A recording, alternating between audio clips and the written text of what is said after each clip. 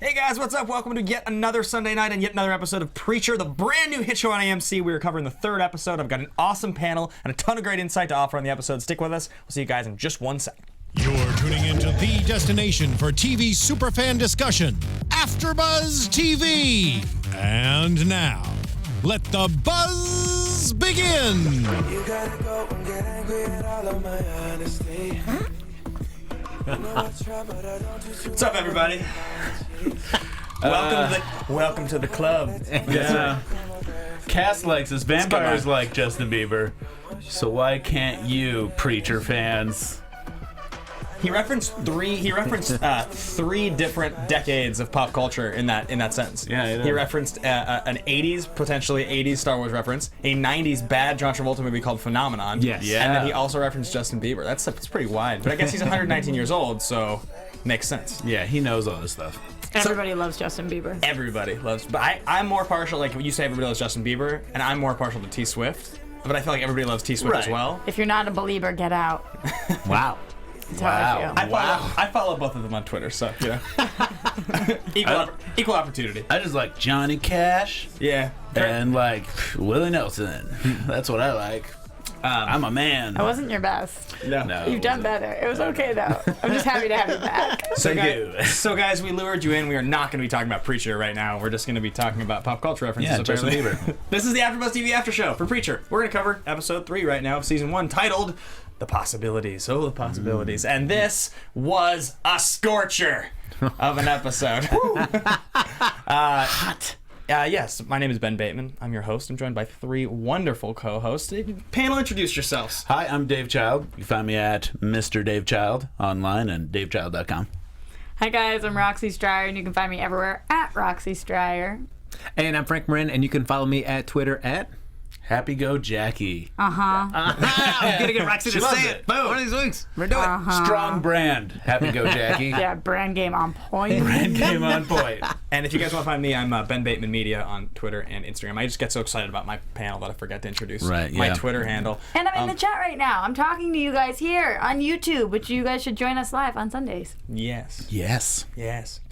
So guys, this is the 3rd episode, and we are going to break the whole thing down for you. Before we do, I should remind everybody that, of course, we are on iTunes, and if you guys give us a rating or review, it helps us stay high in the standings, which is how we are able to provide free content so consistently, which is great. 5 stars. And tell your friends. Oh, and we were going to look up the reviews. Remember, if we had a good one, we were going to read it on the show. I'll do it right now, but you know that when you do it with both hands, that's 10 stars. Oh my God! Then score us 10 stars. You can't do that. Try to give us 10. Just review us twice with 2 5 stars with different names. If you can give us 10 stars, we would love it. Yes. And then, of course, leave your comments and your thoughts below in the YouTube comments, and we will read them and respond to them, which is very fun. And let's talk about the episode. So we open up with Tulip in Houston, and we get like kind of an Easter egg cameo thing that I think is going on, which is really cool. Another little setup. Yeah, which, again, I should make this very clear. We talk about this every week because this is a comic book. It's based on a comic book. So we have knowledge of the comic book. So we are going to talk about this as though we don't really have knowledge. We'll be vague if we have to, but at the end of the episode, after predictions, we're going to do a spoilery prediction where we can talk about those things. Because as it stands, so if you're watching and you're like, how do you not know that? I thought you guys read the comics. It's because we're pretending like we don't necessarily know for the sake of being impartial and not blowing it for you guys. Yeah.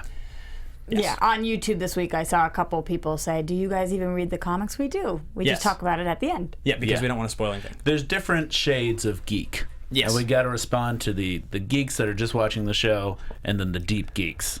And Geek appreciation, geek appreciation. I like deep geek.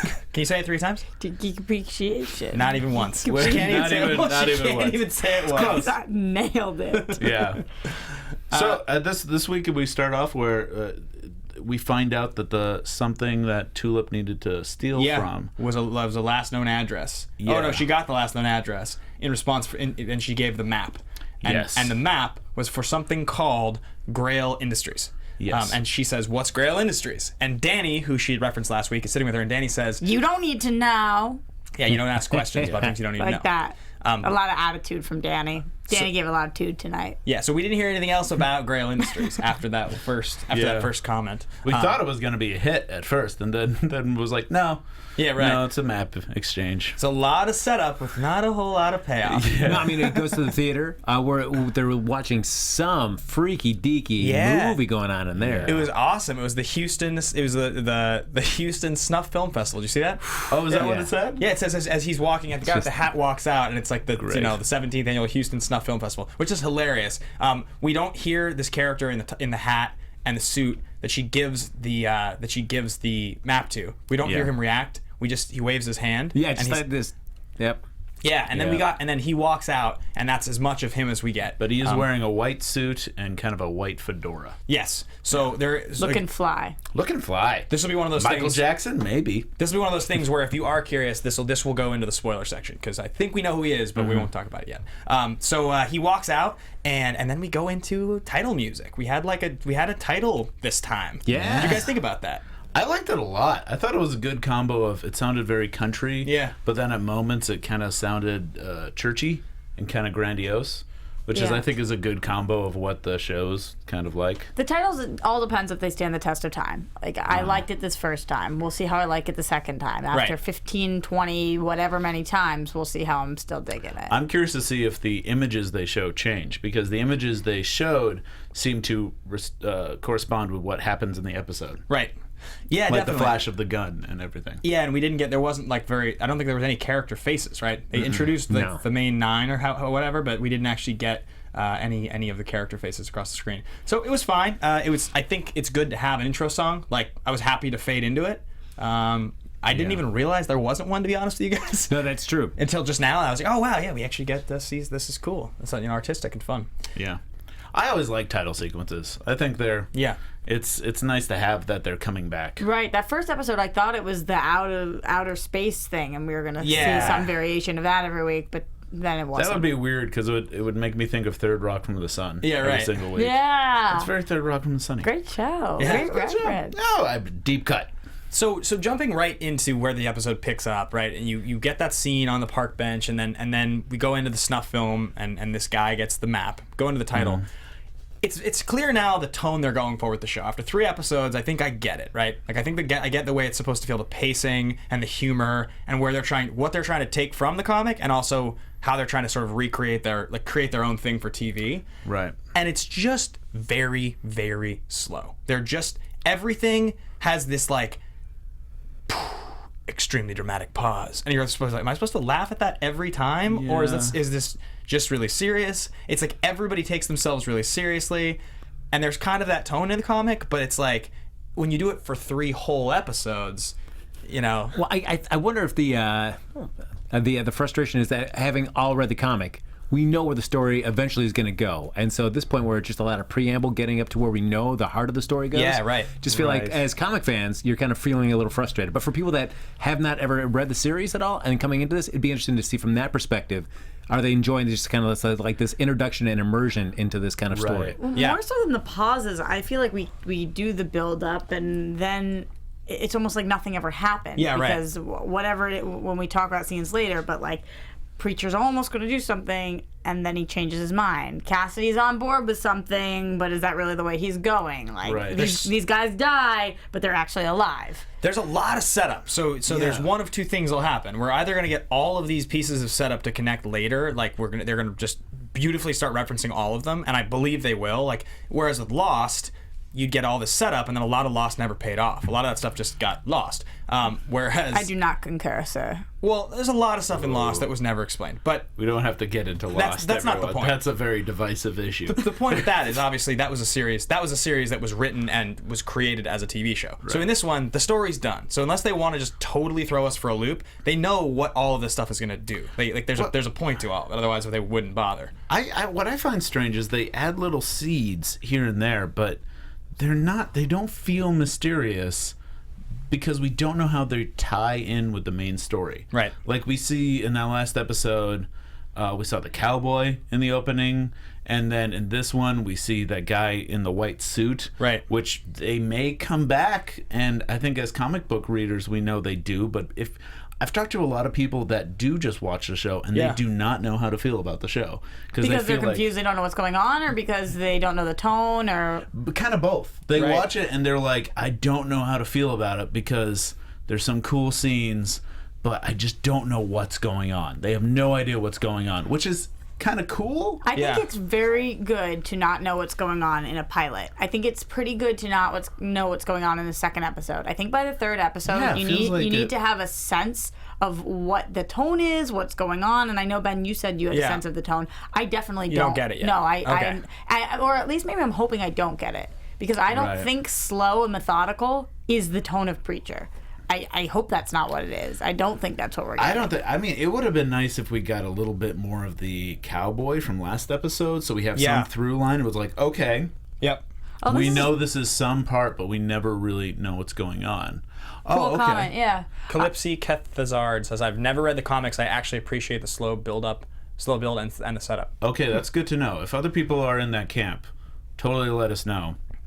Yeah, we're not too sure, because a lot of us are comic book readers, so we're all kind of like, oh, Mike, get to this. I'm really excited for them to get this going. Maybe you're right. Maybe it is more frustrating if you know where something's going. It feels like it's taking longer. Because some of this, even the fact that we're learning about Jesse, that is exciting stuff. Right. What he can do. Right. Okay, so I will say this. Hi, Joey Segura.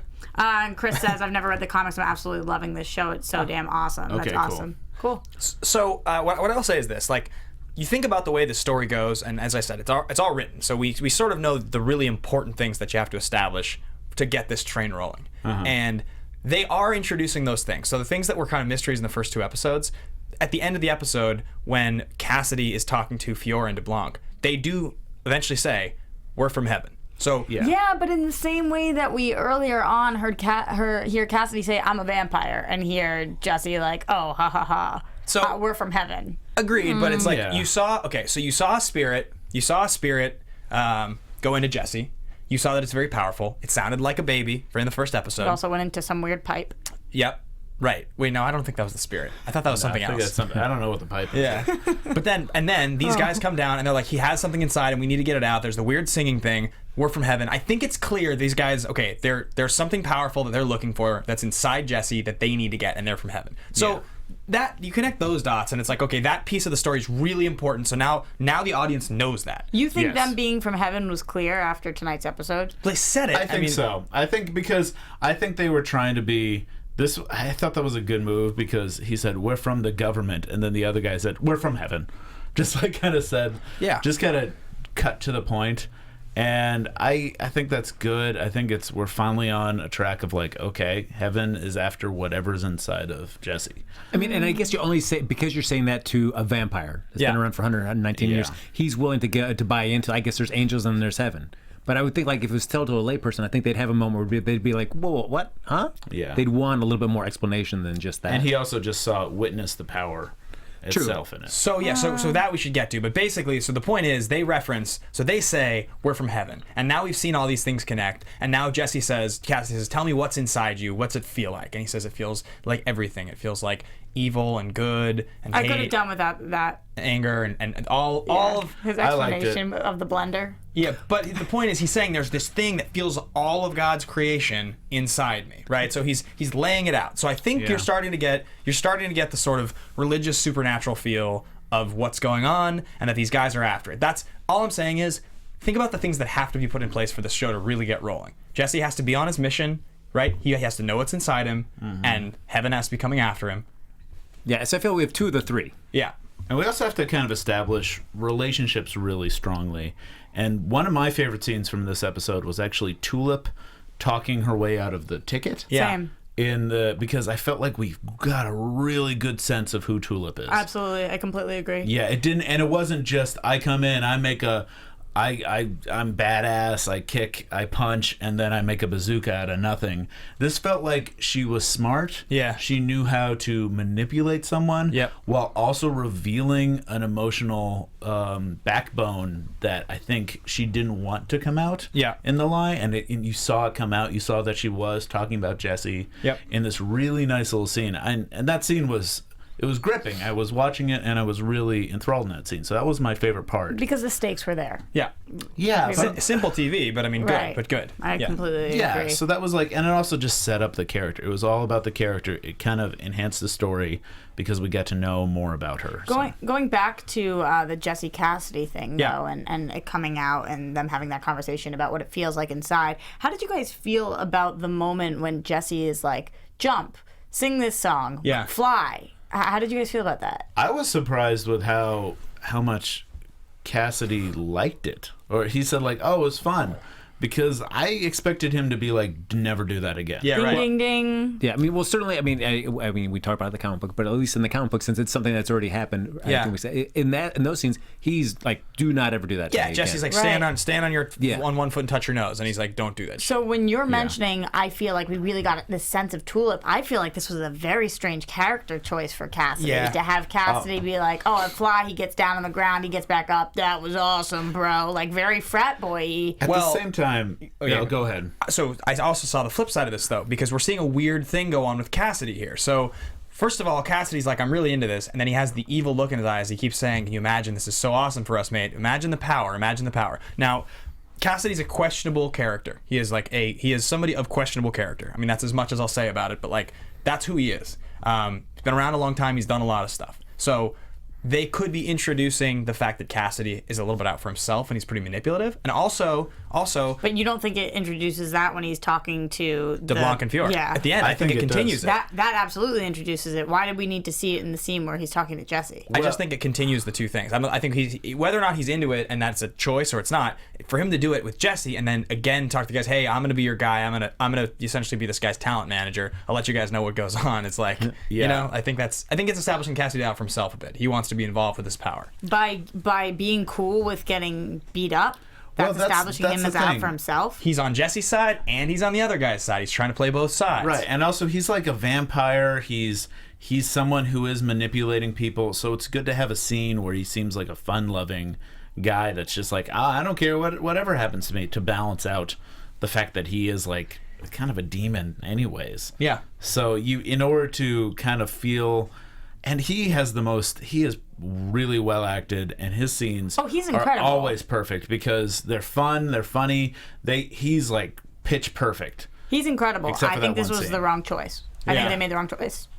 Yeah, it was weird. It was definitely a strange scene. I haven't gotten a good sense of Jesse Custer yet. I feel let down by either the way he's being written or the performance by Dominic Cooper, and I can't decide which it is. Well, a combination. I mean, it was the way that he said it, and with not just the way it's written, but the way it's edited to make it look like he's really bad. Like he's saying these things, do this, do that, and you're like, is this guy a bad dude? I can't really tell. So I haven't gotten a strong sense from him either yet. Maybe they're trying to set us up because they are making a major character change. Maybe he isn't the Jesse Custer we know, and maybe they're trying to ease us into something else. Well, because I think if you find out you have the Word of God, that power is incredibly intoxicating, and I feel like that's what you see a lot in this episode. He's just really kind of putting it through its paces, and then I think you see by the end when it happens with Donnie, he's like, "Well, hold on a second. I literally can see what I could do to another person if I went too far." Yeah. And that he's got to step back. I think we don't know who he is because he doesn't know who he is. And right now, we're seeing kind of the Jesse Custer Begins sort of feel to it, which is great as long as we get to it soon. I'm fine with that in the pilot and in the second episode. I was hoping we were going to get to it by the third. And I want to see that kind of badass Jesse Custer. I know he can be. Yeah. But again, that could just be as a reader of the comics. And we had major opportunity for it, i.e. when he's when he's driving the car and Tulip is there and somebody comes out honking. I'm like, oh my God, this is when we're going to see him walk out and not even be able to control Texas it. dude who like saves the girl. That's like his character. Back up your car right now. Yeah. Don't ever come back here. Whatever it is. And I felt like that was a perfect opportunity to see Jesse. So he does. So he's not buying in yet. And that's the thing is that I guess... Okay, from the point of view of Seth Rogen and Evan Goldberg saying, we want to make the whole series. We're going to make the whole series, and this is how we think it works best. So we have to go through the paces of showing everybody why it's important for Jesse to be on this journey and show when he has that transition that he's going to do this thing. That's what this build-up right now feels like, is he's confused, and they're trying to show us how much he's trying to make it work because of the memory. You've got to be one of the good guys, which is clearly what John Custer said to him. I love on that his they knees. keep repeating that, though. Yeah, totally, because it's one of the most important lines in the whole book. And he would go past John Custer's grave at the end with him standing doing his work. So he's trying to do God's work. I get that. It's 3 episodes in, so for me, I'm not going to be okay with taking 10 to get that transition. I'm not going to be okay with his journey starting at the end of this season. It's got to start soon. Dave made a really good point, though, and I think that if this was binged, which is what you were explaining before. Yeah, before I think we started recording, I was saying how it felt like a binge. It feels like a binge show. It feels like a show you sit down and you watch like 6 hours of, and that slow build will be like, oh cool, now they're referencing, oh who's the cowboy guy, oh now they're getting back to the cowboy guy. Yeah, absolutely. Absolutely. So I think that's an interesting thing that society is doing now, because everything's on Netflix, because you can be a little slower, because most people don't watch things every week. They watch it back to back to back. Maybe they're ahead of the curve here. Maybe they're realizing that is how things are consumed, so they might as well feed into that a little. It's possible. I mean, look, it's such a high-profile property, and they put so much time and money and energy, and AMC has had such a great track record of hits. This isn't like Feed the Beast, where it's like, this is a show with some pretty big actors that you recognize, trying to make an original concept work here, and if the first season doesn't really work out, we may or may not pull the plug. It's no Halt and Catch Fire. This is a seminal piece of comic book history. So for them, I think they have a sense of confidence. We're not going to pull the plug on this thing unless it's absolutely god-awful, at which point maybe it is smarter for them to do it like you're saying, and create it as a binge show, because everyone's going to get it in season 2 after they missed season 1 and heard it was really great. Like, maybe that's what happens. I'm sorry. It's always interesting, I felt like, with shows where they find like how much hand-holding does an audience need for like a genre project to get them to buy into the concept. And it varies. Some people are just like, let's get it in right after pilot, you've got it, let's go and run, and others want to drag it out and draw it out. And so it's always, this one seems to be more taking its time to get everybody in there. And I mean, certainly for me, it's like, and I think all of us were like, let's just start moving it along already. Right. It does have this also Better Call Saul feel to it. Yeah. Where it's very slow. How does he get to where he needs to be? Yeah. Progression, which is what we see in Better Call Saul, and even like Walking Dead. Yeah, it's weird though. It's like Walking Dead has a certain amount of action with almost every episode that keeps you engaged, and then Better Call Saul, you're literally dealing with.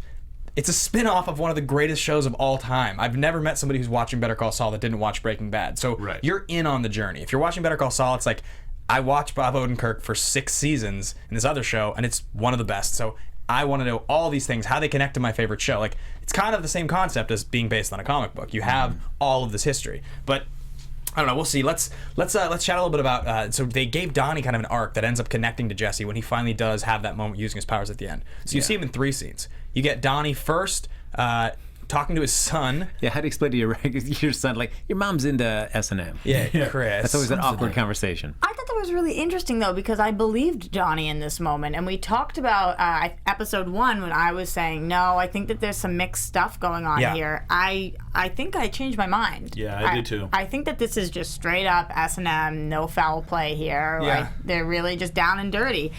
Doing it when your son is in the next room, different story. Yeah. But well, I think it's still kind of, it makes me, you see the shades of gray more, not to be weird 50 Shades of Grey reference, but you do see how I think he's a kinky guy, and I think that side of it is fine. What Jesse did to begin with, maybe he shouldn't have done, because he didn't realize he overstepped his bounds, and they're just having fun in the bedroom, and it's just weird type of fun. But what happened was he humiliated him, and so he got his manhood anger. Yeah. Oh, sure. Kind of like embarrassed, and then that's what makes him still kind of a jerk. Manger. His manger was riled. But remember, before Jesse breaks his arm, he says, I know who the snitch was, and I'm gonna go, whoop him. So he threatened to go beat his son. Right, and maybe that's an empty threat.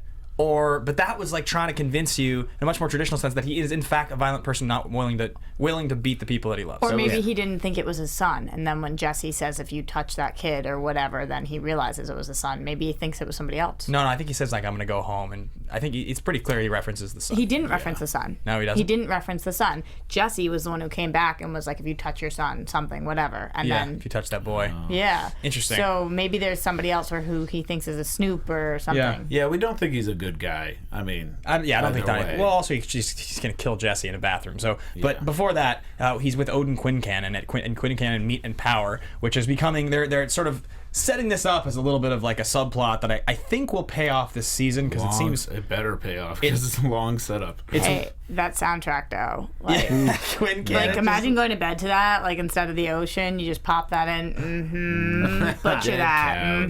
I like that he's got like all of his devices are like really old and outdated, right? I like that. It was hilarious. Like his intercom system looks like it's from like 1986, and it didn't show him directly, but it looked like his computer was like a giant box, like a huge old like Mac, like when it actually said Macintosh on it. Right. You know what I mean? Like I really got that sense, which I think is really funny. It's a huge actor, so obviously Jackie Earle Haley is going to be a relevant character. And they started to introduce some stuff when Donnie came in, and he's like, "Hey, Jerry Cutler from Green Acres, they're kind of breathing down our necks. What do you want me to do? You want me to go, kick his ass?" So I'm sort of wondering at what point Odin Quincannon will start to be more of a character. But they're definitely planting that seed. And what is it that they're doing exactly with Donnie by giving him the broken arm, by not allowing him to remove the tray to my right-hand man doesn't even have a right hand? Do we think that this all is about the manger? I think it's about the manga. Yeah, I think so. Yeah, It always is about the manger with you guys. humiliation. But you really try to do man into humiliation. Humiliation. Humiliation. No, it's not as good as you think. There's a male in there, so it works. I see. You see how it works. Yeah, but I do want to say, because you brought up the design, the production design. Yeah. The production design and the editing, and I think how that's shot. Yeah. For the whole show has been great. Yeah, We've had a lot of people on chat talk about that too. That's how it's shot cinematically. Yeah. That's been awesome. Beautiful. Just the texture of the whole show. I agree, especially that one scene with Jesse and Tulip where they exchange at the cars, and we just stayed back for a little longer than most shows usually would. I love that we didn't get to the close-up until the cigarettes was passed. I thought that was awesome. I also love that brief flashback looked like it was from the 50s. Yeah. The way that they were dressed and the long hair. You see Jesse with the long hair that he has in the comics. That was kind of cool. So, sweet John Travolta Pulp Fiction hair. Yeah. So you referenced this, which is cool, but it's the scene just like Jesse standing over a guy who's just shot in the head with a gun, and Tulip screaming, and there's this guy Carlos that they're talking about, and they're gonna go find him and beat him up. So Wait! that's a lot. They gave us a whole lot there. So Carlos is a big bad, apparently. Somebody who really messed with them. She said child killer, I think. Life ruiner or something like that. She threw some things out like that. So I don't remember a character named Carlos in the comics. That doesn't ring a bell for me. I think it's brand new. Yeah. So they're definitely introducing some new stuff. Well, Danny was a new name too, but maybe they represent characters that we already know. Yeah, I can change the names, whatever. So what I'm trying to figure out is like, it was shooting the guy in the head for Jesse. He's in this life of crime. Something happens. He kills this guy in a robbery, walks away from the life of crime, becomes a preacher, decides, got to change my life, got to be one of the good guys. That's what we're supposed to believe there, because she says that's the day that it all went bad for me and Jesse, right? Right. Yeah. Yeah. So what happens after that? Jesse just that's what I wanted. I got some theories, but I think it's more to talk about at the end of the episode. Sure. Yeah. Because it's tied into comic book stuff. It was interesting when she said that the first time we see the car drive away, they almost wanted people to assume that Jesse was driving the car away. Like that was the time that it all went bad. Yeah, totally. And then when we come back, we see Jesse standing there with the gun shooting somebody. Yeah. And it was like, okay, so Carlos can't be the dead guy if they're going to kill Carlos. Carlos can't be Jesse. Yep. We have to assume Carlos is the car driver. I guess so. Yeah. Somebody who set them up or something. Or And passenger. I feel like that's going to scene a scene that we're going to revisit and see more pieces added to that flashback to kind of help build out the whole context of everything. Yeah, and same thing with the flashbacks we saw in the first episode. I like that we're doing that. A little bit, expand. Yeah, so it's funny, right? You have three main characters in this show, and their relationship is everything. Those three, that trio, that's what the whole story really is based on. Jesse and Cass, they're doing a pretty good job. Tonight was a little weird, but their scenes together are usually pretty good, I think. Tulip and Jesse, it's weird. It's like I'm just not really in on it yet. Like I like her. I most of the time like what he's doing, but their scenes together, it's like in some ways I don't really buy in that he was ever like into her.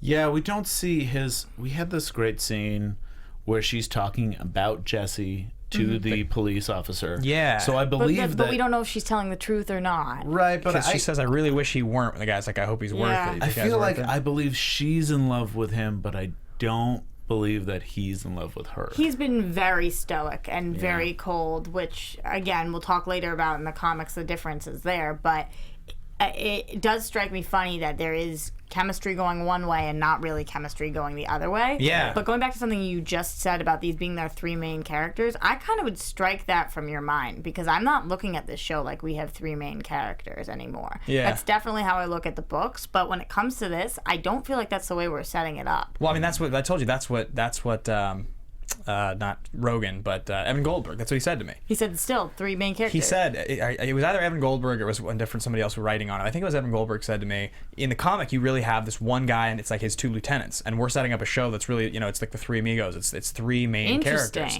which I thought was really interesting, right? Because they do give each of them a lot of their own screen time without the others. That's not something that you're used to having happen in the books.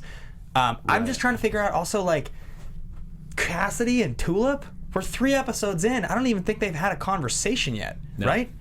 Yeah, that's okay though, because I think they're all parts of a separate world. At least we saw her see Donnie today. I felt like she wasn't interacting with anybody. Yeah. Like even when she goes to the baptism, it was like She kind of seemed like an imaginary friend. I was like, does anybody see her? Like, is this happening? Yeah. Does anybody know her, right? But I guess Donnie didn't respond to her either. Yeah. She's a figment of his imagination. This show is taking such a weird turn. This is totally the Sixth Sense. Spoiler alert. That's not happening. So all right, so let's move on then a little bit. Let's chat about Fior and DeBlanc and their whole deal with Cassidy and just kind of what's going on there. They have created this version of these characters in the show that are unkillable buffoons in a lot of ways, which is funny. We added the humor to them in this episode though, which I really appreciated. 100%, and they take themselves super seriously, which is what makes them funny. And it's a little bit of a departure, but it's not that far. So I'm definitely a fan. What do you think? Well, because I like that, because when they're talking to the sheriff and it says when they're trying to set up the whole thing and there's that pause like, and leave us alone. Yeah. So I do like that. And they stumbled over their words like, God, we're not. Like that kind of thing. I like that. Yeah. What's he say? He's in some sort of escaped convict type of situation. One of them's like, no, the other one's like, absolutely. That could be one way of looking at it. Yeah. It's just fun to me. I always like it when there's like a huge setup where you feel like a big action scene is going to take place and then someone gets run over with a car. Yeah. I always like that. But they respawn immediately. Yeah. Pretty much, right? He goes to bury the bodies and then they show up and Cassidy does his Batman voice. Right? Right. Which is different than last time we saw them get killed. Well, they just died and then they didn't show up again for a minute. But like in this case, they're able to show up. I mean, how long did it take for Cassie to get rid of the I don't bodies? think they reanimate. I think their bodies are still outside. I think they just respawn like a video game. Yeah, that's what I think too. That's what so I think they are kind of like heavenly clones. Got it. Because there was a flash of light, so I imagine they just kind of appeared again. Something like that. Yeah. All right. Yeah. I would agree. Did you guys believe Cassidy when he's sitting there entertaining these two angels or people from heaven when he's talking to them and he's like, "Oh, I'll take care of Jesse"? Were you guys thinking he was playing them, or did you guys? I think he's playing them, but I definitely do think that there is this side of Cassidy that they're trying to give us. This is interesting, right? Because in the book they don't really do this. They take a long time to give you any sense that he had any kind of like a murky side.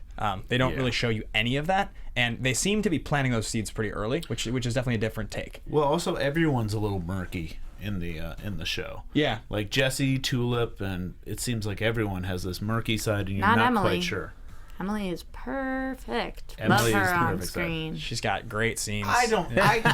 I see what her point is, and I kind of like that she's there. No, I think she's a very good added character. I think she'll give us a little bit of a balance. Yeah. She's just not the most entertaining right now. Right. They just need to have like better scenes where you can sense the chemistry between her and Jesse and then Jesse goes over to Tulip and senses the chemistry between the two, which we don't have right now. Frank, you immediately said yes when I said that he's playing them, kind of. Yeah, I feel like, certainly after Cassidy talking to Jesse, seeing what his powers, seeing the potentials of what they could do with that, of course, I think he's going to have Jesse's back. He's my best mate, as he's saying, which, so I feel like he's going to play, he's going to keep, he's going to be like that little filter and protect Jesse. So he says he's my best mate there, which I think is interesting because they've only known each other like a few days, or like maybe a couple weeks in the story. I'm not sure how long it's supposed to be, but seemingly like less than a week.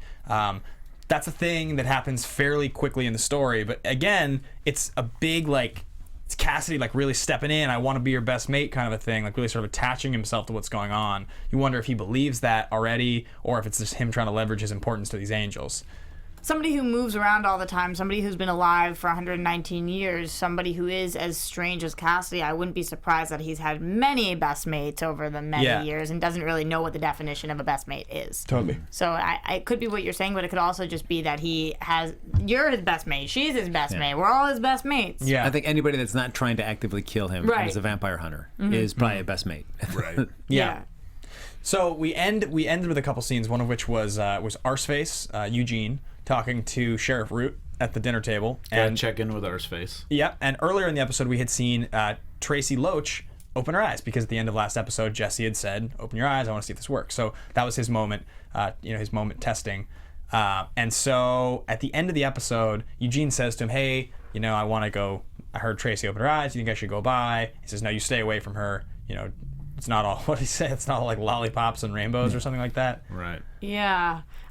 Still trying to figure out what happened to Tracy. Last week we were talking about, Dave, that we feel like there was a connection potentially between Arseface and Tracy, and maybe one of the reasons why he is the way he is because he tried to do something to himself after almost killing her or putting her in this situation. Interesting. Because when they were walking out of the church, somebody screams murderer. Murderer, yeah. Is she in the comics? We can talk about this during the comic section. Okay. Because she looked familiar to me, but I wasn't Tracy very does? sure. Yeah. Yeah, the Loach, that whole family. Did you, from tonight's episode, feel like there was maybe a connection between the two of them? Yes, I do feel like there is some sort of connection, and we do have to find out what happened to Arseface and why. Right. And we could talk about this in the comic book section, but I feel like it needs to change from what happened in the comics. Agreed. It's they clearly have to update it because the reason it wouldn't make as much sense. They absolutely have updated it. If they haven't, then they would have said it already. Yeah. Yeah. I think there's a little bit of a hint about what might have happened though in the pilot episode of Arseface, but we could talk about that later. So last question before we get into predictions and then spoiler predictions. When our bus driver from the previous episode, our pedophile thoughts bus driver, he's talking to the one girl and she's getting on, and he said, "What's your name, Janie?" Janie, and the one girl's like, "Oh, he's never heard of Janie." Were they just trying to make him creepy? Is Janie a relevant character? No, that's what he said. Forget. In the tub. Oh, that's the girl. Yeah. Got it. And he forgot her. Over my head. But the thing is, now he sees her again. Yeah. So does that really solve anything? No, forgetting her the first time doesn't solve it. It has to be don't have thoughts about little girls. Right. Yeah. Right. And then don't have thoughts about little boys, and then don't have thoughts about any minors in general, and then don't have thoughts about animals, and then don't have how do you fix somebody, what do you say to as an overarching, don't be a douche? Yeah. Do you think he's going to, he'll slip up and Jesse have to kill him? Yeah. Yeah, I think so too. Yeah, definitely. I think so. Or at least he'll try to do the voice again, but in a more direct way. Yeah, right. But which will probably fail. But I feel like this forget her, I think he's going to constantly forget her every single time. He's going to be the first time he's going to... Oh, yeah. Oh, that's true. Yeah. That could be a good running joke until he snaps and he's like, "What is going on with me?" Yeah, right. Or just is there something about a different kid? But if it's not Janie, he has a crush on the best friend. Yeah, something. Yeah. All right. Speaking of what we think is going to happen, let's get into predictions. Okay. Now, you're after I like this team. Oh my God! I predict I'll throw the thing. At Okay. least there wasn't that much in it. Yeah, it was pretty mellow. All right, those on audio. That was a spill. So let's do our quick one. We'll do a one thought each for the non-spoilery version, and then we can circle back just the general spoiler discussion. So things that based on this episode we have seen. Who wants to start, Frank? Well, I feel like we're. I think I know we've kind of said the slow kind of feel for this season so far, but I feel next episode we're starting to start seeing all these people and pieces starting to move into position there, especially with Kincannon and his relationship to this whole overall season. Yep. Right. This is a really strange one, but I saw it a little bit tonight. I think actually long term, Emily is going to have major feelings for Cassidy. Oh, interesting. That's fine. Yeah, that seems good. You got the whole like love to hate you moment in the church. Yeah. I feel like we're gonna come up. I hope sooner than later. We're gonna see Jess try to do something totally good and totally moral, and it's going to blow up in his face. That's my prediction. Like not killing Carlos? Yeah, or it's doing something that'll use his powers for the greater good, be a superhero, and he'll find it's not that easy, and he ends up doing something worse to probably the whole town.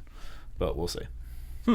Interesting. I think I'm going to go with the interaction between Fiora DeBlanc and Jesse that's going to happen next episode.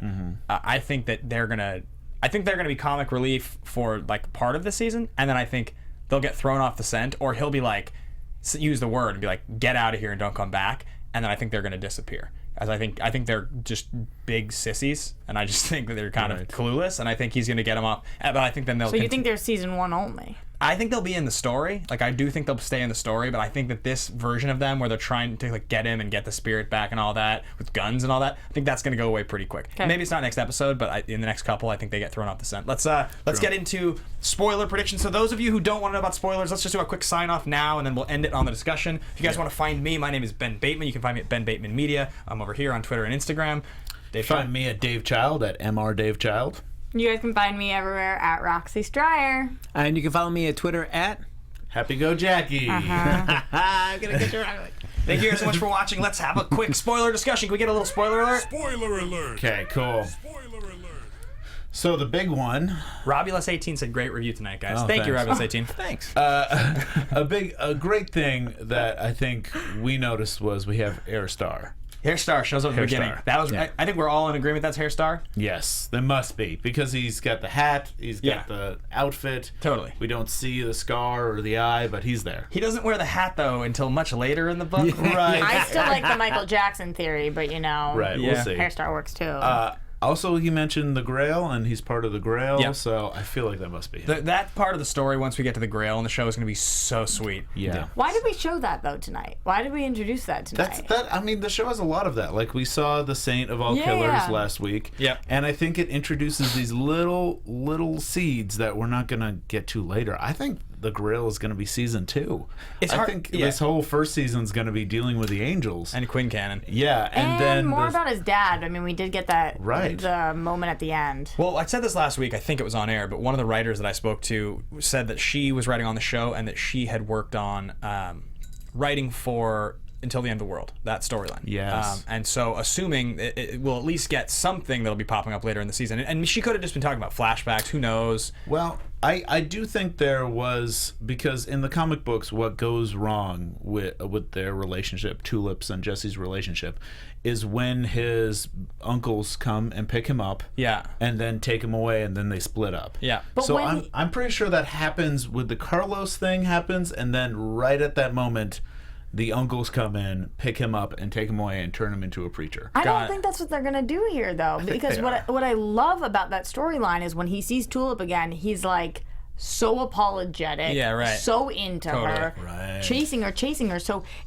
it almost seems like she did something wrong, or she left in some way, because he's really being a big jerk to her if he frickin' left her stranded like that. I think he left her because there's an aspect of Jesse that we haven't seen yet where he feels like he's got to save her. Yeah. And the reason he does everything is so that she stays safe, which is not always the best reason to do something, but I feel like that's the reason he left before. And so when maybe, she but we comes haven't back, seen that at all. Right. They haven't shown us any glimpse of that. That's true. Yeah. So it's weird. Based on his interactions, I feel like they might be doing some major storyline switch up. And if not, they've got some explaining to do. Yeah. Definitely. I agree with that completely. I feel like everything that's happening with the Angels, I feel like that's gonna reach a conclusion quickly, because I feel like they're gonna realize that they can't pull it out of Jesse. Yeah, right. So I mean, it's just like I'm hoping that they do not draw this out more than any. Right, and I mean, what's going to happen is they realize they can't pull it out of Jesse, so then they get the Saint of all killers to go after him, and I think that's what the pipe thing was at the end. Yeah, it made you feel like it reminded me of the Saint somehow, but I don't know how. The pipe thing did not work for me. It was just I just don't know what it was. It was like supposed to be a big reveal at the end of an episode that left me thinking, what? Yeah, it was totally. Especially if you don't read the comics, you're watching that like, what? It was totally a whatever. Like I had no idea what was going on when that. I was just like, are you guys just trying to be like clever and funny, or is the wind blowing? Yeah, I think it's supposed to be like hell bubbling up.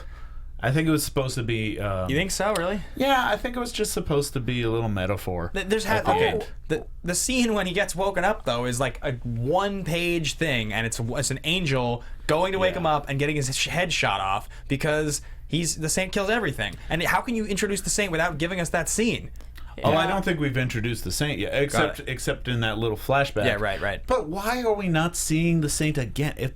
If you're bringing him up in the previous episode, have every episode be a little cold open of his story. Have him again, right? It's weird. Because it would be great if it's like, I don't know what this cowboy is about, but we're gonna find out. And what about Root's long story about the 3 kids? Yes. Yeah. Yeah, that was one of those AMC. We're just gonna really have a fun time just being slow. That felt like a Breaking Bad thing to me. Like, oh, you don't think that has relevance at all? No.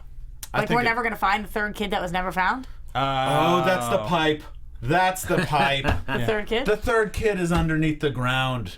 And breathing into the pipe? Yeah. This is like that Simpsons episode with Timmy O'Toole. No, I'm actually being serious. I totally forgot about that, but that's exactly what the pipe is. No, the pipe didn't look like breath. You're being serious? No, I'm being serious. I think someone is buried underneath the church, and they're using the pipe to breathe, and that's that kid. No, it looked like fire. That's my prediction. I think it's going to happen, and it's probably Quincanon's fault. Quincanon's a thing that we're going to see some more of. I forget what his storyline is in the books. But he's in Salvation in the 7th book with Jesse. Anyway, we'll get to that later. Okay. So that's going to do it, I think. I think that wraps us up. All right, thanks, everyone. You think the kid's breathing in the freaking I think the kid is underneath the... That's ridiculous. Unbelievable. That is ridiculous. You'll see. On record. Right. Tweet at us and let us know what you think, if that is an absurd theory, because it is. Thank you guys so much for watching. We'll see you next week.